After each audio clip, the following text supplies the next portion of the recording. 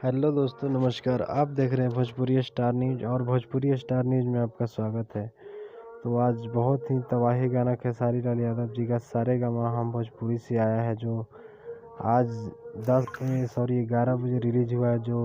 जिस गाने का नाम है धमाका हो यारा में 2.0, जो ये पार्ट 2 बना है। जो इसका 1 पिछले साल आया था, तो बहुत ही धमाकेदार गाना है, जो 3 घंटा में ही ट्रेंडिंग में चले गया है। अभी 6 घंटा हुआ और 8 नंबर ट्रेंडिंग में चल रहा है। तो अभी मैं 6 घंटे बाद मैं वीडियो बना रहा हूँ। अभी 6 घंटे बाद देखिए 8 नंबर ट्रेंडिंग में चल रहा है। तो और इस गाने का राइटर है कृष्णा बेदर्दी जी और म्यूजिक डायरेक्टर भी है कृष्णा बेदर्दी जी। तो बहुत बवाल ही सॉन्ग है और मॉडल भी बहुत अच्छा है। तो भाई लोग, अगर आप गाना नहीं सुने हैं तो जाइए सारे